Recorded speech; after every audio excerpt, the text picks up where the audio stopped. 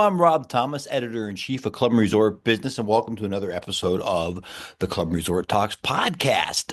Today's guest is Jay Karen, CEO of the National Golf Course Owners Association. Jay talks about everything that's going on right now in a very, very entertaining discussion. So stick around for that. Before we get to Jay, I want to tell you that today's episode is sponsored by KE Camps. KE Camps provides the highest quality in children's summer camps for country clubs. For more than 20 years, KE Camps team has been bringing an unmatched sense of community and camp spirit to the country club setting for members and their guests to enjoy. They are passionate about camp and its inherent values. Learn more at kecamps.com. We got that taken care of. Dan Schmidt's a great guy. I talked to him a little bit at the CMAA. Love dealing with Dan and KE Camps. In the news, I got to tell you that we're going to start in Florida. This Florida club approved a golf course master plan design at Sarasota National in Venice. They enlisted Fry Straka Global Golf Course Design to enhance the course's playability for all skill levels and improve sustainability while seamlessly tying in the natural beauty of the Audubon International Certified Signature Sanctuary. It sounds spectacular, and it's going to be kicking off here very, very soon. I look forward to seeing what Fry Straka do down in Venice, Florida. Next up, this Minnesota club will close the course for a $15 million renovation. Wayzata Country Club will close its golf course in the summer of 2025 to complete a comprehensive renovation with plans to reopen in June 2026. In addition to regrassing the entire course with 007 bent grass, updates feature new tee boxes, including forward tees on every hole, reshaped greens, and a modernized irrigation system. An 18-hole putting course will also be added as part of the enhancements. Minnesota is sneaky, great state for golf. We talked about Interlochen Country Club. We had Casey Dormanen, their brand ambassador, on the she's a branding guru. We had her on a webinar last fall, and Interlochen is doing great things, and so is Wayzata. So congratulations. Minneapolis area golf courses and clubs are up. Last but not least, we got something national. The U.S. tennis participation surges to a new high of 25.7 million players. The nearly 2 million player increase from 2023 marks a significant acceleration in an excess of 8% growth. Wow. Retained and returning players are on the rise with a 5% increase in retention rate over 2023, reaching a 5-year high, while those who return to the game after a break of at least 1 year rose to 9%. Wow. That was a rose 9%, not 9%. That's a big number. And I was one of those people. I had fallen off. I played a lot of tennis when I was a younger man. And then I had stopped playing. I had a family and I hadn't played for more than 10 years, 15 years. So I went back, joined a club and everything. Went 3 times. That was it. I left the club. So I'm not the poster boy for the surge. Well, I guess I am in the fact that I went back, but then I left. So I'm a problem child. I'm sorry about that. I love the game. I just couldn't find anybody to play with. If you can't find anyone to play with, it's hard to play tennis alone. So I went back to the golf course, and at least the golf course, I can play 9 holes, 18 holes. It gets a little lonely out there, but I can do it. It's not smacking a golf ball against the wall over and over again and waiting for it to come back. So I may get back to tennis at some point. I do love the sport. I just don't have anybody to play with. I need some friends. If you have if you have any friends, let me know. If you want to be tennis buddies, shoot me an email at rthomas@wtwhmedia.com. With all that taken care of in my pathetic life, let's get to Jay Karen, CEO of the National Golf Course Owners Association. Hello, welcome back to the Club and Resort Talks podcast. I'm joined by Jay Karen, CEO of the National Golf Course Owners Association. Jay, welcome to the show. Rob, thanks for having me. And I can't wait to talk shop about this crazy industry with you. Yeah, I'm looking forward to it. We're at a good place right now. But before we get into the meat and potatoes, give me a 10,000 foot view of what the NGCOA is all about. Sure thing. So, there is an alphabet soup of associations in golf. It's surprising to a lot of people, but every one of us serves a really distinct purpose. And we've been around since the mid 70s, which puts us as the new kid on the block in the golf industry. If you stop and think about it, we represent the owners and the operators of the golf courses, right? So the golf course business is our concern. And we got our start out of what would be considered the mom and pop privately owned public golf course. Was kind of our bread and butter in the 1970s into the 80s, because it was actually the new breed of golf courses. The golf industry was dominated by private clubs and municipalities up until the 1970s as far as the supply side of golf. So the advent of the public golf daily fee facility was kind of our bread and butter. But when fast forward to today in 2025, we've got about 4,000 courses in the organization. Private clubs, we've got several hundred municipalities. We got them in the organization. The mom and pop courses, the invited and Century Golfs and Troons. We kind of cover the ground very well, Rob. And we do a few things primarily. One, I say that the crown jewel of what we do is advocacy work these days. It's the government affairs work on federal, Capitol Hill in Washington, state level issues. We lean in on lawsuits affecting golf courses, anything advocacy related to try to represent the health and the sustainability of the golf course is up top of mind. And that can sometimes bleed into market issues and forces going on, not just government affairs. I think we're going to talk about a few things like tee time issues. So advocacy is number one. Number two, a close second, is really our education. We've been doing this for a long time. We publish Golf Business Magazine. We put on Golf Business Live that I do every month with Don Ray, president of the PGA of America. We put on conferences, the Golf Business Conference, the Multi-Course Owner and Operator Retreat, the Technology Conference, and and white papers and research, anything educational that we think is going to help the owner operator be more successful. We publish and produce those things.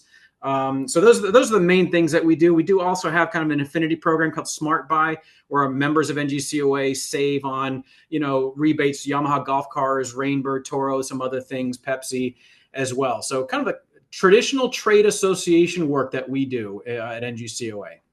Yeah, we're big fans of Yamaha golf car here at the at Club and Resort Business. So I'm Great glad you people. guys are Yep. partnering. Yeah, terrific. I got involved in golf in the mid 80s and played at a mom and pop shop, Maple Ridge Golf Course in Ashtabula, Ohio. Ron and Nancy Juravat were the owners. So I imagine they were very familiar with NGCOA when they got involved, and good on you guys. Now one of the things we're talking about, you mentioned at Tea Time. So Google has now entered into the tea time marketplace. How is that going to impact golf course owners as you see it in the short and long term? Sure. It's funny. I think of the phrase Elvis has left the building. The new phrase for us is Google has entered the building, right? It's kind of, we use the 800-pound gorilla in our space for years has been Golf Now in many ways on the online tea time space. Enter the 8 million pound gorilla, obviously with Google. And so, let me break it down, little context for the listeners and viewers. One is that Google's never really taken an interest in golf as an industry until late last spring, when it was discovered by thousands of golf courses that were clients of Golf Now, that all of a sudden in their Google business profile page, which every business has one of those, whether it's a golf course, restaurant, salon, you name it. And all of a sudden a book online button showed up out of nowhere. Like, wow. And actually this is got us all excited. It's like, well, this is great. You may be able to book tee times through Google. And at that moment in time, those links went to Golf Now's listing of the tee times. So the Golf Now page for those golf courses. So we kind of said, well, time out for a second. Is that what golf courses want out of their Google real estate, right? Kind of was a surprise that Golf Now got into that real estate somehow. And so we engaged Google. NGCOA pulled together all of the golf management software companies in our space, like Club Caddy, 10-4, Club Profit, T-Snap, you name it. All of them we gathered with Google to say, what can we do to get those book online buttons to be programmed directly to the booking engine of the golf course, so that the Googlers are booking tee times directly with the golf course, because that's what any golf course would want. So we've been working on that all year. And as of today, several of the golf management software companies have successfully programmed the book online button to be a direct link for booking. And some golf courses still have all of the above. They'll have direct link, they'll have a Golf Now listing, they'll have a Supreme Golf listing. So to answer your question, the short-term play for Google right now is just to help their search. Anybody searching on Google, they want to have a relevant and good experience for them. And if that is finding a tee time, then that's what they want to deliver. And right now, their short-term plan is only to bring people to the golf course's Google business profile where they can off-ramp and now book a tee time. That's their short-term plan. And they don't have much of a long-term plan beyond that right now. We have a long-term plan that we're pushing for them. And that is for the person going to Google to be able to say, Cleveland, Ohio tee times. And then what would show up is once all the golf courses get their availability connected to this platform, to the Google ecosystem, then now the golfer that's looking for a tee time in Cleveland may see what they see for hotels and airlines. And that is, look at all these choices. This is great. Now Google becomes the aggregator in this space, right? So that the interface is, here are 5 golf courses on the map. I can see them. This one's got availability Saturday morning for 2 people. Boom, click. And it still goes directly to the golf course to complete the booking.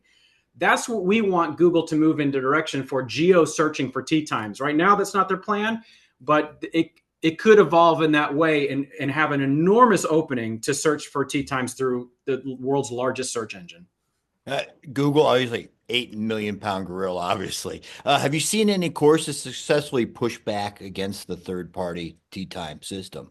So, this is a complicated issue. When we say third-party tee times, and private clubs don't deal with this nearly as much. I know you've got some private club listeners, but they should definitely be aware of these issues in the public space. Resorts definitely deal with this as well. So the advent of the third-party tee time companies, have been around for 25 years, but we call them OTTAs, the online tee time agencies, if you will, because in the travel industry, they call them the OTAs, the Expedias, the Booking.coms, and, all of that. In our space, really, there is one giant one, and that's Golf Now. You've got Supreme Golf and some others that are also in the aggregating space, the OTTA space. So it's not for NGCOA to say don't do business with these companies, because they serve a purpose. Consumers love aggregators. They love looking on one screen, seeing what their options are, and being able to book. The question is it right for you as a golf course owner operator? And I will say that a couple of things. One is we did some research about 7 years ago. We asked golf course owner operators, are your tee time partners, in this case, the OTTAs, are they your competition? And 75% of golf course owners operators said they're either my own competition or I'm not really sure. And so that just goes to tell you that it's kind of complicated, because if I am a golf course and I'm sending customers to a third party, they're going to find my competitors out there too. In fact, in many cases, as a third party becomes so powerful, they become what's called disintermediaries. They want the relationship with the customer, not with you, but with them instead, right? So it's very, very complicated. And I will say, though, that high demand changes everything. Golf Now and others got their significant rise in the golf industry when demand was soft and we were through recession, and golf courses could say, you know what, I'm willing to work with you and spare a tee time in this barter method. Fine. You know what, I'll spare 2 tee times because I have so many holes on my tee sheet, it almost doesn't matter. And so fast forward to high demand environment, and we have found examples where golf courses have said, gosh, we don't really need this. We don't need help from third parties. The demand directly with us, we've taken control of our customer relationship. The funnel that we've created is overwhelming. We can't even keep up with it, right? So it depends, Rob, but right now I'd say between education and high demand, a lot of golf courses have realized they can take control of their customer relationship management in the funnels that they need to develop. So you'd mentioned the word barter. There are some pros and cons to this barter-based system. Yeah. So the basics of the barter economy here, and we published something about 7 years ago that we're about to refresh called Beware of Barter, right? And it's, the kind of buyer beware situation. Barter itself is not a bad thing. Barter is trading, right? As long as the value is equal and everybody's okay, no, not that big of a problem. The issue and the challenge with barter in the golf economy, and again, for the listeners not too familiar with this goes back about 15 years or so, where Golf Now went out and said, look, I'm going to list you on Golf Now and push the heck out of you on Golf Channel and use the NBC marketing to get people to come to golf now to book with you. And I'm going to give you your software to run your golf course, your tee sheet software and everything. And I might even give you hardware, computers and so forth. All you got to do is give me all your tee times that I'm going to push online. And one tee time a day is my property as the third party, the aggregator. If I sell that tee time, I get the revenue. That's my payment. You don't have to pay me anything else. And again, when you're looking at 40% occupancy on your tee sheet and 60% goes unsold, you're like, I can spare a tee time, no problem, right? Well, what happens is a few things that are problematic in this. The number one thing, what I call the kryptonite of this, is what I call price abdication. When you barter those tee times to a third party and give them the ability to discount those tee times up to 80% or more sometimes, then you've lost control over the value proposition. And now golfers seek to find the best, cheapest rates possible, and you're in that mix. And that's what Golf Now has done when they develop their hot deals. All the barter rounds they collected over thousands of courses, they use all their marketing power to sell hot deals because that's their revenue. And the hot deals are the discounted times. Tell me in 2025, do we really need one of the most powerful voices in golf selling the cheapest possible tee times? I don't think so, right? So that complicates things. And then they may say, look, you know what? I'm not going to give you your data. Even though you're giving me a tee time, the guys that book the hot deal times, you got to collect their data at the counter. Sorry, we're not giving you the data. But if you want the data, you got to give me a second tee time. Wait a second, really? So these things happen in this ecosystem, and that's where NGCOA comes into play often, is to try to play sheriff on this and say, hey, what's out of bounds? What's healthy? What's not? And so you'll never hear us say don't do business with any particular company, but we think some of the business practices deserve scrutiny, and every golf course has to decide, is this really, do I have transparency here? And do I know what I'm getting for what I'm giving? And that's where sometimes it can be pretty cloudy. So cloudy is a key word here, because you'd mentioned an awful lot there, but AI is here to stay. It's getting it now. It's a little scary. There's some good and some bad. What are some of the AI driven technologies that you are seeing at NGCOA that has you guys most excited for members? Sure. So you can look at the AI intersection with golf in two ways. One, with the golf course itself and golf operations, right? And then you look at, well, what's in store for the golfer as far as AI is concerned. And obviously we're focused more on what's going to happen with the golf course and maybe their operations and what have you. And Rob, you and I were definitely around in 1995, and this feels like deja vu. In fact, our friends at Pellucid just wrote about it this week, and the very same thing. They're feeling like deja vu. This is feels like when the internet and the World Wide Web was brand new. And back then, the coolest thing was you could build a website. Oh my gosh, you could build a website. Look at what you can do with this. Little did we know that was the tip of the iceberg of an entire new economy and world, that was about to change. And AI is feeling like that a little bit, like, oh, look how cool and cute ChatGPT is, right? It's like, so we're seeing this really cool feature, but it's the tip of this enormous iceberg that's going to rock the world. And the question is, how is it going to rock golf, right? And so the early signals that we've seen in some actual play in this space have been two particular companies in golf have already built out, phone calling attendant AI technology. So you call the golf course and an AI attendant answers. And with machine learning and all of this, the hope is that they can really speak to the golfer like a real human being and answer just about any question with a high level of accuracy, right? And the point would be to relieve the staff from having to answer the phone and maybe deliver some hospitality to who's in front of them and, get out from behind the counter and do these things.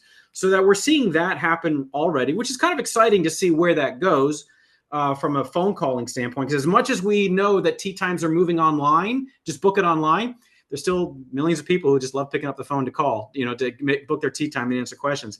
So that's one. I'm hearing rumblings about using ChatGPT or other AI tools to find and book tee times at some point, to be able to use it as like a personal assistant. Like if I went to ChatGPT and said, hey, help me book a tee, I'm interested in booking a threesome at a golf course in Cleveland for this Saturday morning.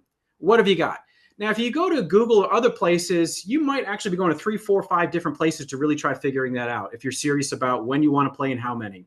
So it's a bit of a disjointed experience. If AI can distill it down to a very simple prompt and they give you actual really good uh, information or off ramp to book that, that's going to be enormous. Can it read all the noise and distill it down, right? Now you look at the golfer, and that's really important to golf courses, right? Anything that removes friction from the process is going to be good for golf courses. That's excellent.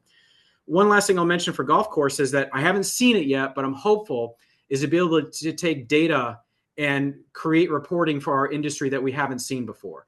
When we look at performance data in the industry, a lot of it is where golf courses are offering up their data. Here's how many rounds that I'm reporting. Here's some KPIs I'm reporting. What I'm hoping is that AI, once plugged into the ecosystem of golf, will be able to report out observational data where it sees, okay, this many people did book, golf courses all over the country, that they can come up with how many rounds of golf were played instead of asking and surveying golfers how many times did you play golf.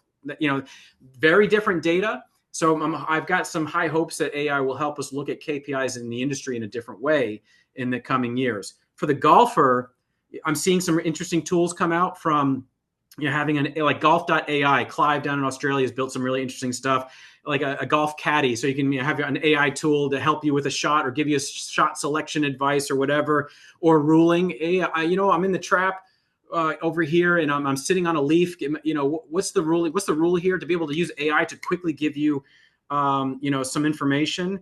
And it's really about distilling and synthesizing information as quickly as possible. Like, hey, where can I learn to play golf?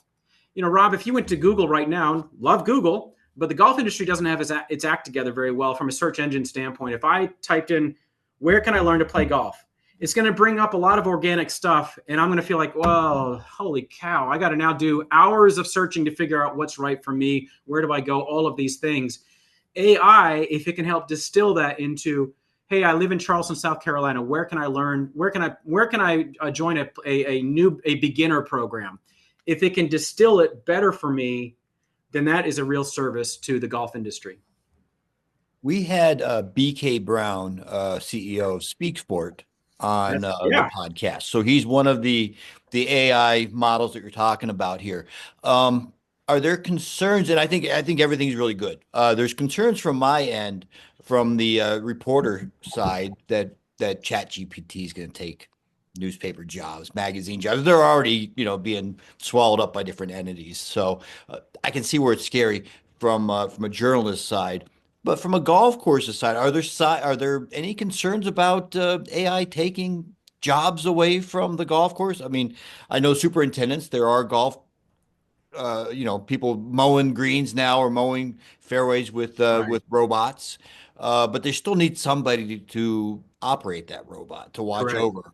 Are there concerns about losing jobs? If there are any jobs that might be displaced by AI, it's really I don't see it and feel it. I usually get a visceral feeling about what's might be impacting the industry. Like, oh my gosh, we got to be on the lookout for that.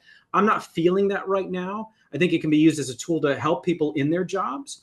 I think the calling attendant, if it's reducing what staff have to do, I would say it's not a matter of replacing them, but maybe repositioning staff to do things that might be more important to the operation. I don't see this, as Ross Perot would say with NAFTA, this giant sucking sound of jobs leaving America.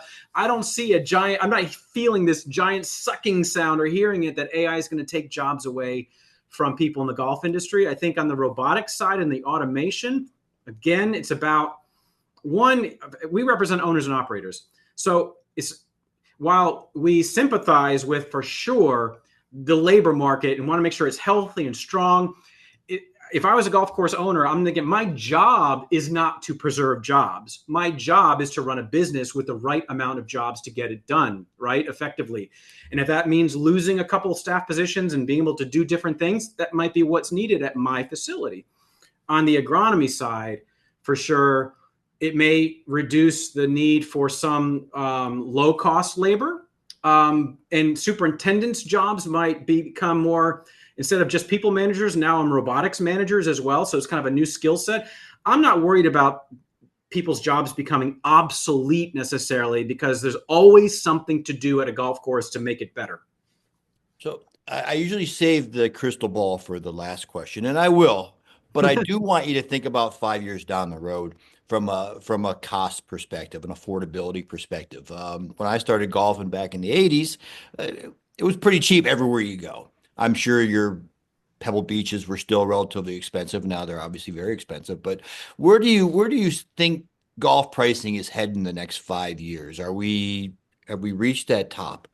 And are we going to start coming down a little bit, or what are we thinking? That's a good question, and I don't usually like to crystal ball, but because there's more disruption and change in our world than ever before, so it's kind of more of a dangerous sport to play. But I will say, if you ask me, how is pricing of golf going to trend in the next 5 years, I would predict only up.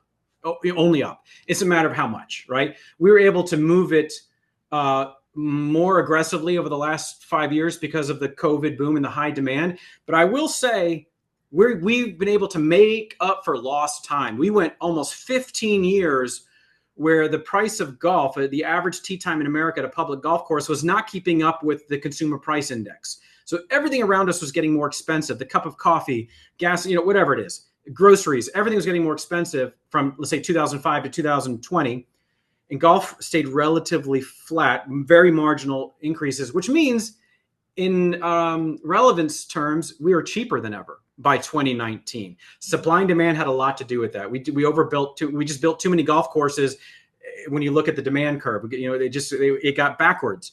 So moving forward, I think price will continue to creep up to help keep up with the rising costs, inflation. What roles are tariffs going to have on equipment and other things for the golf industry? So yes, it'll creep up. But everything will, probably in all sectors. I don't know too many sectors, Rob, where the price of the service or good goes down. I just don't, name something that goes down over time. And so I don't see it in that direction. I think dynamic pricing is going to allow us to be more surgical about it, where, really intelligent systems can understand where high demand is, where softer demand is, and we'll always see lower prices in the soft demand times on the tee sheet and votes. We're the pioneers of dynamic pricing in golf. We've had weekend rates versus weekday rates for 100 years in golf, right? So we know this, but I would predict over the next 5 years, no matter what happens with the economy, I think prices will still probably inch up because we need to keep up with our cost of goods sold and our expenses to keep golf courses financially healthy.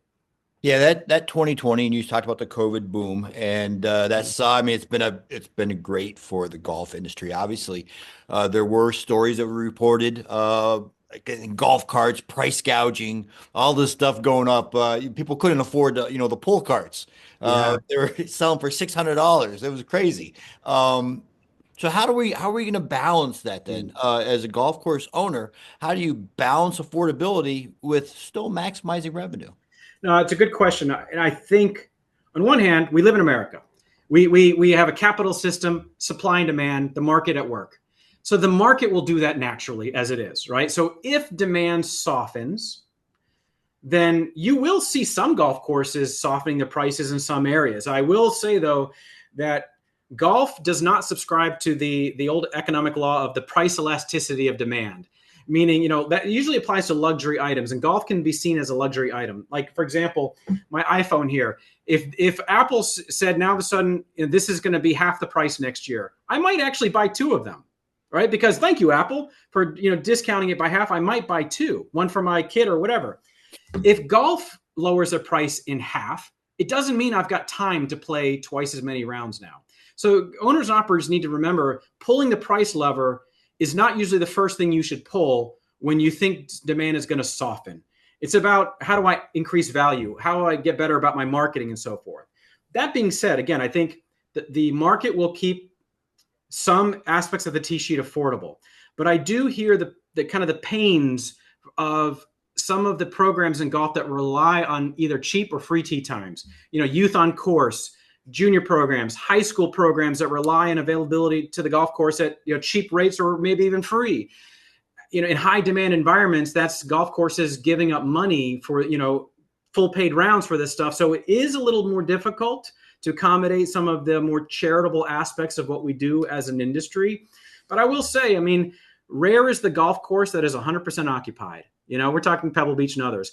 Every golf course, public golf course, has some flexibility somewhere in the tee sheet. It may not be the ideal times for everybody, but they have the the occupancy available to accommodate lower rounds in some ways. So I'm not that concerned about it. I don't think we have an existential crisis as far as affordability, but I will say this, and I'll leave you with this because this is an ongoing discussion now.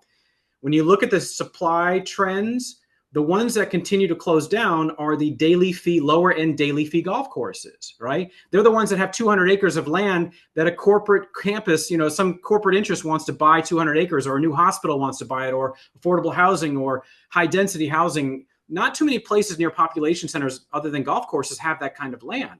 So they'll possibly continue to close down over the next generation, which I think makes the municipal sector more important to the affordable question. Municipal, there are 3,000 municipal golf courses in America, Rob. I think they've always played a role as far as where can you pick up the game at an affordable rate. I think they're going to be looked to even more so in the coming decades to fill the affordable need question, and to try to be those on ramps and those bunny slopes and these other places for golf. And that's why NGCOA has opened our doors and embraced the municipal golf sector recently. We're actually serving them more than we ever have, because that's going to be an important future supply in the golf industry. We shared news when NGCOA took over or made that kind of shift into munis. And I think the headline was something like the death of the muni is far from here, as a lot of cities, counties are buying clubs that are maybe having some financial to save the green space to provide their residents with an activity, a very, very important activity. So very good on NGCOA for getting into the muni business. Yeah, in the NGF, if you look at their supply data, the only sector of the golf industry that has increased in supply is the municipal market. To your point, Rob, that they're the ones who grab up the green space if they can, right? This may be our only chance to get that old course and have it part of our Parks and Rec division. Also, there's something in the DNA of municipalities to keep green space more than anybody else. They're not open for development, and that's a good thing, right? So I think we need to place our bets there in many, many ways for the coming years. And they are owners. We're the owners association. The owner happens to be the town or the county or the city, right? So we're embracing them for sure. Let's talk a little bit legality. It's not necessarily the sexy topic, but very, very important. You can't get away from the legal trends, upcoming court decisions. What are you seeing from the NGCOA as far as what's on the horizon? Sure. Look at this in two ways. There's legislative and then there's legal, right? In the sense of, we're trying to pass laws or defeat legislation in some cases that we think are harmful, but we're still trying on Capitol Hill to pass HR 3124, which would take golf out of the tax code. This is what we call the sin list. When there's disaster relief programming available to businesses or economic stimulus measures available to businesses, golf has not been able to qualify because we've been on this age-old sin list. So we're looking at remedying that. That's still happening in Washington. Also, we're dealing with a couple other interesting bills. One is called the Birdie Act in Washington, where architecture, the golf course architecture is not protected under the same laws as building architecture and others as far as copyright and trademark and intellectual property. So we've got an act in Congress, the golf industry does, or the architects have driven this, to protect and classify golf course architecture in the same ways as others. And that's for a lot of reasons I won't get into today, but that's a pretty healthy thing to make happen. We're grappling with daylight saving time, possibly from a legal standpoint coming up. We heard President Trump a few weeks ago saying we should kill daylight saving time. That could be actually very dangerous for the golf industry because it could shrink the number of golf playable hours if we kill daylight saving. So the industry right now is surveying all the stakeholders to see how we feel about the changing of the clocks and daylight saving to make sure we're on the same page. But on the legal side, lawsuit side, we've had a couple of errant golf ball cases that have popped up in the Northeast the past couple of years. Massachusetts was one, the Indian Pond case, where a homeowner was getting pelted with golf balls, probably a lot of slicing to the right, and they sued the golf course and won a judgment of $5 million for emotional distress because a golf ball's hitting their house and yard.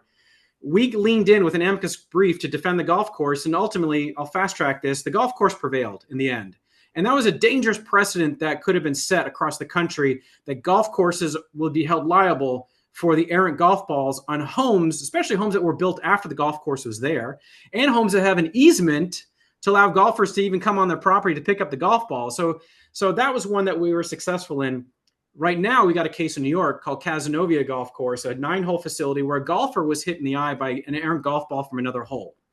Golf course has been around 100 years, but the golfer has successfully in the court system sued the golf course saying you share some liability here. And we're defending the golf course here as well. And it's made its way up to the appellate court system in New York. And on March 12th, I'll actually be in Binghamton, New York to report on the oral arguments with this case. Because again, if the golf course is held liable for an errant golf ball, it changes the entire assumption of risk factor here. That what does a golf course need to do to mitigate risk? Well, in this case, you've got trees, you've got other things that are happening here, and you got to, unless the golf course is completely negligent in their design, which 99.9% of them probably are not, then the assumption of risk is on the golfer that when you step on the golf course, you got to know you're going to be in some acreage here where there are going to be golf balls flying around, and you're taking on that risk as a possibility. And so that's what we're really trying to prevent here is another dangerous precedent that could put more liability on the golf course for errant golf ball shots in non-negligent situations. So those are some of the big ones that are happening right now. And I portend in the future, Rob, we'll have more environmental related legal issues that we need to be prepared for, whether it's access to water or, what's legal or not as far as pesticides and herbicides and things that you can spray in your golf course, because that landscape is always changing. So we got to be prepared for some legal battles on those fronts. The most read article on clubandresortbusiness.com is consistently who is liable for a broken window so I know that's a big topic, and that's what we're seeing, that you assume liability when you buy a house on a golf course or you build a house next to a golf course. There is a certain, just logically speaking, you're like they say at the baseball games too, keep your heads up, right? There are balls entering the stands. Rob, you mentioned logically, and I think that's where we're at here. It's emotion that often drives these lawsuits. I got hit in the eye by a golf ball. I might be blind. This wasn't my fault. I was sitting here minding my own business. So I've got to blame someone. And so then that becomes more of an emotional, and hopefully it's the courts that allow the logic to prevail. Yeah. So fingers are crossed, right? We're golfers. We love golf. We want less, we're in a very litigious society, obviously. Yeah. People love to sue. I'm going to get you out on that crystal ball question, even though you already said you don't like the crystal ball. It's a dangerous game. We got a couple minutes. Sure. Look 5 years down the road, 10 years down the road. What are you seeing as maybe something we have to watch out for from an ownership standpoint? Sure. It's hard to understand or to predict what dragons we're going to have to slay in 5 years from now. I actually see some things that I'm very optimistic about in the next few years. We are seeing finally I wouldn't say it's spreading like wildfire yet, but the gamification of driving ranges and simulators at golf courses, right? I want to talk about the green grass space right now. Today, if you go to a public golf course and they don't have a driving range at all, you're thinking, what? That's unusual. Every golf course has a driving range. I predict whether it's 5, 10 years, 15 years from now, that every public golf course, or even maybe in private clubs that have a driving range, will have some form of gamification, the top tracer range kinds of facilities with the roofs and the bays and the fun games, that's going to become ubiquitous. And it becomes a new revenue opportunity for golf courses as well, especially public courses. Private clubs may see that as an amenity they have to invest in, but public golf courses can now use that acreage, the driving range, as a real revenue center. Instead of charging $8 for a bucket of balls, they might be able to charge $50 an hour and have food and beverage and all of these things delivered out there. I think that's something that's very exciting for the green grass side of the business, including adding simulators as well to the existing golf space. Off course, we see this spreading like wildfire. The simulator joint is catching fire. The NGF says there are over 2,000 of these facilities now. You can pull in the top golfs of the world. The whole off-course kind of thing is catching fire. And I think this is awesome. I think every sport other than golf wishes they have what we have, this explosion of business and commerce and fun around our sport. The question is, what's going to be the connective tissue between what's now 2,000, which could be 10 years from now, 4,000 simulator, in Korea, they call them golf cafes, these places where you can go hit balls in a simulator, get food or whatever. If there are 4,000 of these in 10 years from now, where's the connective tissue between that experience and the green grass space? If you carry the trend lines out 2 generations, Rob, and you think the green grass supply could continue to shrink because of development, right? And the off-course digital golf courses continue to expand their footprint. What is the mix? What is the supply? What is the golf experience going to be like 50 years from now? Are there going to be people playing golf in simulators that never make it to the green grass place because it's good enough there? Or are we doing anything to try to, like I said, bridge that gap, create connective tissue so they're cross-pollinating and going back and forth? I think that's what we need to focus on as an industry, is how do we create that connective tissue, because it wasn't created with the Top Golf phenomenon. It wasn't. Top Golf wants people coming back to Top Golf. Now, in this case, Top Golf does own Top Tracer Range. They bought that. So that kind of checks the box for them on the green grass side for Top Golf. But there's still nothing really happening between Top Golf and golf courses that I can see to put people back and forth from green grass to those experiences. I think we need to do that. Well, if the SoFi Center and TGL is any indication of the future, I'm looking forward to it. Future is bright. Jay Karen, thank you very much for joining us on the podcast. Rob, anytime. This is a dynamic industry, so even if we have this, 3 months from now, there's going to be new stuff to talk about. Hey,